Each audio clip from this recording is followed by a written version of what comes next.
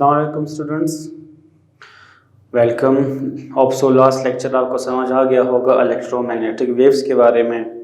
इसके बाद है हमारे पास principle of generation, principle of transmission and reception of electromagnetic waves कि हमने इस इलेक्ट्रोमैग्नेटिक वेव्स को जनरेट कैसे करना है, ट्रांसमिट कैसे करना है और रिसीव कैसे करना है। इसका सिंपल मतलब ये है, कुछ हद तक इसको हमने काफ़ी देख चुके हैं लास्ट लेक्चर में इलेक्ट्रोमैग्नेटिक वेव्स के बारे में कि इलेक्ट्रोमैग्नेटिक वेव्स जनरेटेड ये कब जनरेट होते हैं, जब ये हमारे पास इलेक्ट्रिक फील्ड और जो हमारे पास मैग्नेटिक फील्ड है, इलेक्ट्रिक फील्ड और मैग्नेटिक फील्ड ये चेंज हो, when it is changing with time.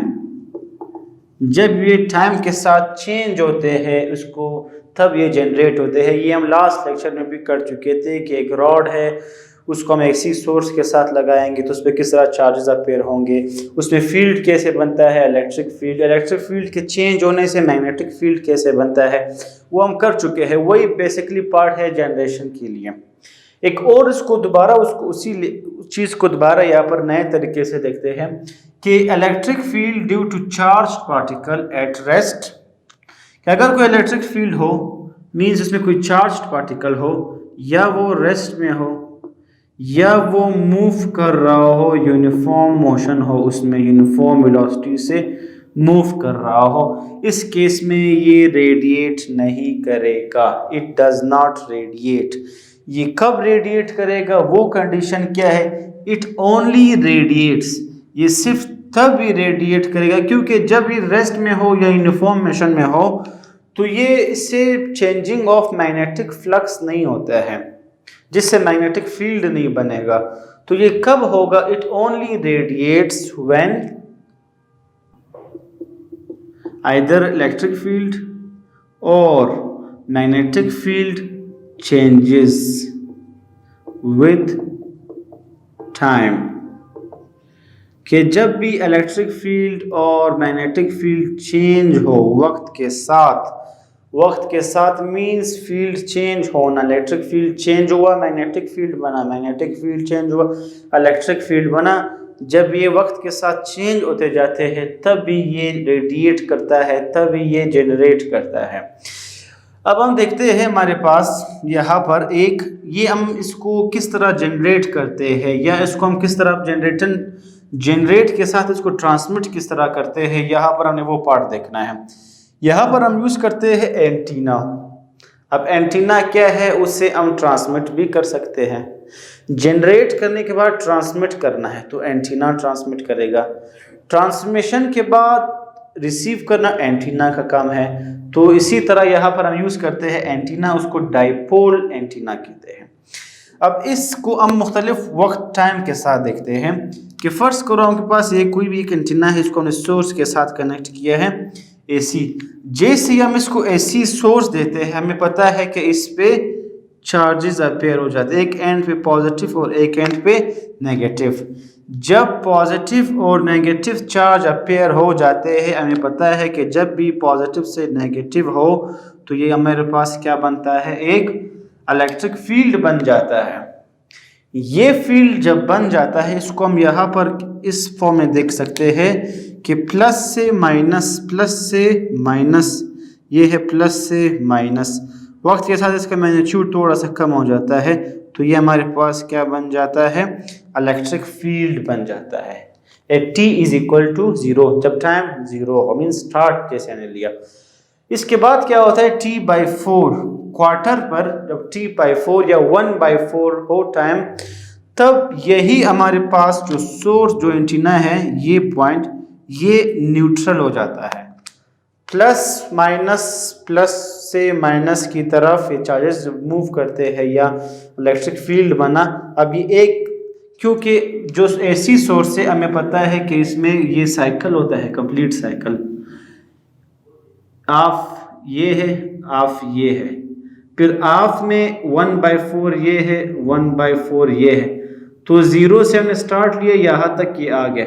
अब ये न्यूट्रल में है, फिर इसके बाद ये मजीद 1/4 को कवर करता है, 1/4 को, फिर ये 1/2 ऑफ पे आ जाता है। हाफ के बाद ये वापस t पर आ जाता है। तो हम ये कहते हैं t/4 1/4 पे ये एज अ न्यूट्रल होता है, इस पर कोई चार्ज चेंज नहीं होता क्योंकि ये AC है। अब AC जब यहाँ तक आ गया तो इसके बाद हमें पता है कि ये प्लस माइनस होता है, तो इसकी पोल्स चेंज करता है, ये पोलरिटीज चेंज हो जाती है। AC का काम क्या है? Plus minus minus plus. तो जब हमारे पास ये प्लस माइनस हुआ, इसके बाद यही चीज क्या बन जाएगा हमारे पास? पहले ये प्लस माइनस था, अब ये क्या बना? माइनस प्लस बना। अब हमारे पास फील्ड ये है, प्लस से माइनस। अब देखो फील्ड चेंज हो गए, फील्ड चेंज हो गए। फील्ड के चेंज होने से यहां पर फिर फील्ड चेंज हुआ है। फील्ड के चेंज होने से पहले हमारे पास इलेक्ट्रिक फील्ड बना था यहां पर, अब फील्ड चेंज हो गए। फील्ड के चेंज होने से हमें पता है कि इसके परपेंडिकुलर क्या जनरेट हो जाता है? Magnetic field. फील्ड के चेंज होने से प्लस माइनस, अब क्या है? प्लस माइनस अब माइनस प्लस। फील्ड के चेंज होने से इलेक्ट्रिक फील्ड प्रोड्यूस करता है किस चीज को? मैग्नेटिक फील्ड को। इसी तरह फिर इसको अगर आगे हम एक टाइम इक्वल टू t कहेंगे तो ये फिर चेंज हो जाएगा हमारे पास। जब ये फिर चेंज होता जाएगा तो ये मजीद क्या होगा? ये पहले इलेक्ट्रिक फील्ड हमारे पास बना, फिर इसी के अपोजिट मैग्नेटिक फील्ड बना। अब इसी फील्ड के चेंज होने से ये जो मैग्नेटिक फील्ड है ये इलेक्ट्रिक फील्ड आपको बना के देगा। इस तरह से हमारे पास क्या बनते जा रहे हैं? ये वेव्स थ्रू एंटीना ये जनरेट होकर ट्रांसमिट होते जा रहे हैं इस तरह से। अगर इसी चीज को आप यहाँ पर देख के कोई भी एक एंटीना है, इसी के पास एक स्पीड ऑफ लाइट से ये वेव मूव कर रहे हैं, जा रहे हैं, ट्रांसमिट हो रहे हैं, तो वैसी चीज को अगर यहाँ पर हम ड्रा करते हैं तो वो क्या होगा? वो बिल्कुल इस फॉर्म में होगा। आप देखेंगे कि किस फॉर्म में ये मूव कर रहे हैं। वही वेव्स जनरेट होगा जब ट्रांसमिट हो रहे हैं। अब ये वेव्स किस फॉर्म में ट्रांसमिट हो रहे हैं आप देख सकते हैं, ये इस फॉर्म में ट्रांसमिट हो सकते हैं। ये मैंने थोड़ा सही ड्रा नहीं किया है, ये इस फॉर्म में बेसिकली होते हैं, ये बेसिकली इस फॉर्म में होते हैं। यहाँ पर ये सही ड्रा नहीं हुए हैं। ये वेव्स बेसिकली इस फॉर्म में फिर ट्रांसमिट होते जाते हैं।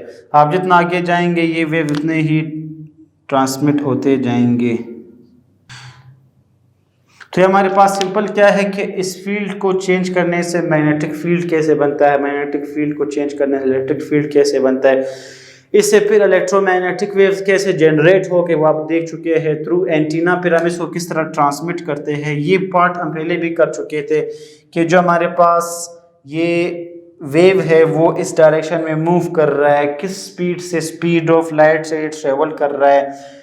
एक पॉइंट हमारे पास इलेक्ट्रिक फील्ड है, मैग्नेटिक फील्ड है और हमारे पास स्पीड ऑफ लाइट, ये सारे एक दूसरे के परपेंडिकुलर है। ये हम लास्ट लेक्चर में डिटेल से कर चुके थे। अब इसके बाद हमारे पास है इसको ट्रांसमिट करना हो चुका है, रिसेप्शन, रिसीव करना। रिसीव किसा करते हैं? अब जब यही वेव्स आकर रिसीव करने हैं, अब यही सी वेव्स को मैंने यहाँ पर इस फॉर्म में ड्रा किया है। यह हमें पता है कि इसका जो मैग्नीट्यूड है वो ज़्यादा कम कम कम इस फॉर्म में हमारे पास हमें मिल जाता है।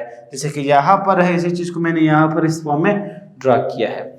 इसको रिसीव कैसे करते हैं? रिसीव इस तरह करते हैं कि ये जो हमारे पास है ये जो है कैपेसिटर है, जब एरो हो इसको कहते हैं फिर वेरिएबल, जब एरिया हो उसको हम कहते हैं चेंज। Change means variable. ये वेरिएबल कैपेसिटर है। ये है हमारे पास एक इंडक्टर, इसको हम कहते हैं LC पैरेलल सर्किट। ये एक LC पैरेलल सर्किट है। ये एक वायर है, ये इस पूरे टर्म को हम कहते हैं ये हमारे पास एक एंटीना है। तो इस टर्म को हम कहते हैं, ये हमारे पास इस डायग्राम को हम कहते हैं कि ये हमारे पास क्या है? ये रिसीविंग एंटीना है कि आपने इसको रिसीव करना है। अब जैसे ये वेव आकर इस एंटीना से स्ट्राइक करेंगे, इस एंटीना में जो हमारे पास इलेक्ट्रॉन्स होते हैं वो इलेक्ट्रॉन्स बेसिकली क्या करते हैं? ये ऑसिलेट करते हैं, वाइब्रेट करते हैं। जब ये इलेक्ट्रॉन मोशन में हो, वाइब्रेशन में आ जाए, चेंज आ जाए, टू एंड फ्रो आ जाए, तो इससे फील्ड बनता है। जब फील्ड बनेगा, उस फील्ड की वजह से यहाँ पर चूंकि सोर्स AC है, यहाँ पर हमारे पास अल्टरनेटिंग वोल्टेज इंड्यूस्ड हो जाता है। एक पॉइंट इसका ये है। एक पॉइंट हम इसके एक और तरीके से देखते हैं कि इस इंडक्टर के साथ हम एक और कॉइल रखा जाता है, उससे इसमें जो इंड्यूसमेंट होती है, जो वेव्स आकर इसके इलेक्ट्रॉन्स को मोशन में लाएंगे, ओसिलेट करेंगे। उस ओसिलेशन से जब इलेक्ट्रॉन्स मूव करते हैं तो उसके मूवमेंट से करंट पास होता है। जब करंट इस सर्किट में इस इंडक्टर से आएगा, इस इंडक्टर के इर्द-गिर्द एक मैग्नेटिक फील्ड बनता है, जिस वजह से इसमें भी एक अल्टरनेटिंग वोल्टेज इंड्यूस्ड होता है, जिसको हम म्यूचुअल इंडक्शन कहते थे। उस मेथड से भी अब किया जा सकता है। तो बताने का मकसद कि ये वेव्स आकर जब इससे स्ट्राइक करेंगे, ये इलेक्ट्रॉन ओसिलेट करेंगे, ओसिलेट करने से करंट से ये इंडक्टर में फील्ड बनेगा, जिससे म्यूचुअल इंडक्शन के थ्रू अल्टरनेटिंग वोल्टेज इंड्यूस्ड होता है, जैसे कहते हैं कि EMF इंड्यूस्ड होता है। एक मेथड ये है। एक ये है कि यहाँ पर आकर ये स्ट्राइक होते हैं, जो इस इलेक्ट्रॉन्स ओसिलेट करते हैं, फील्ड बनता है। फील्ड से हमें AV means alternating voltage induced हो जाता है। ये इसका सबसे बेसिक कंसेप्ट या मेथड है। दूसरा पॉइंट ये है कि अगर ये रिसीव हो जाएंगे, अब फर्ज करें आपके पास, हम रेडियो की बात करते हैं, रेडियो की, तो जब ये रिसीव हो जाएंगे, अब ये किस फ्रीक्वेंसी से आए हैं, क्या होगा? ये जो वेरिएबल कैपेसिटर है, ये कैपेसिटर वेरिएबल है, वेरी कर रहा है, चेंज कर रहा है, जिससे हम फ्रीक्वेंसी को चेंज कर सकते हैं, सेट कर सकते हैं कि इस यहाँ पर जो रिसीविंग एंटीना पे जो काम होता है वो हम करते हैं एक प्रोसेस के थ्रू, जिसको हम कहते हैं रेजोनेंस। रेजोनेंस का मतलब ये है कि जो के पास नेचुरल फ्रीक्वेंसी है और जो के पास यहाँ पर जो फ्रीक्वेंसी आ रही है या बन रही है, उसको हम फोर्स्ड फ्रीक्वेंसी भी कहते हैं। जब ये दोनों फ्रीक्वेंसीज आपस में मैच कर जाए, इक्वल हो जाए, तब रेजोनेंस आकर होता है। रेजोनेंस आकर होना मतलब कि जब यहाँ पर जो फ्रीक्वेंसी यहाँ पर है जो रिसीव हो रही है, या फिर जो सराउंडिंग में फ्रीक्वेंसी है, जो फ्रीक्वेंसी यहाँ पर रिसीव हो रही है, जिस टाइम ये दोनों मैच कर जाए, उस टाइम हम क्या कहते हैं कि रेजोनेंस हो जाता है। अगर आप रेडियो की बात करते हो तो आपको जब आवाज़ आती है FM या AM की, वो कब होती है कि जब दोनों फ्रीक्वेंसीज आपस में इक्वल हो जाए, मैच कर जाए, तो ये रेजोनेंस पे ही काम करता है, इनकी फ्रीक्वेंसीज। अब हमें जो चीज़ चाहिए, डिजायर्ड वांटेड चीज़, तो उसके मुताबिक हम जो है फ्रीक्वेंसी को सेट करते हैं, वही फ्रीक्वेंसी रिसीव हो जाती है, वही चीज़ हमें मिल जाता है। जो इसके अलावा अनवांटेड फ्रीक्वेंसीज है वो सारे साइड पे हो जाते हैं। जो फ्रीक्वेंसी हमें रिक्वायर्ड है वो हम उसको वेरिएबल कैपेसिटर से भी सेट कर सकते हैं। तो ये हमारे पास, हम इसको ऑलरेडी लास्ट लेक्चर में कर चुके थे कि एक इलेक्ट्रोमैग्नेटिक वेव को जनरेट कैसे करना है, ट्रांसमिट कैसे करना है, रिसीव कैसे करना है। आपको ये काफ़ी हद तक समझ आ गया होगा। तो thank you all of you, अल्लाह हाफिज़। नेक्स्ट लेक्चर देखते हैं। नेक्स्ट लेक्चर, कमिंग लेक्चर जो होगा वो लास्ट टॉपिक होगा, फिर हम न्यूमेरिकल्स देखेंगे इस चैप्टर का। सो तब तक के लिए अल्लाह हाफिज़।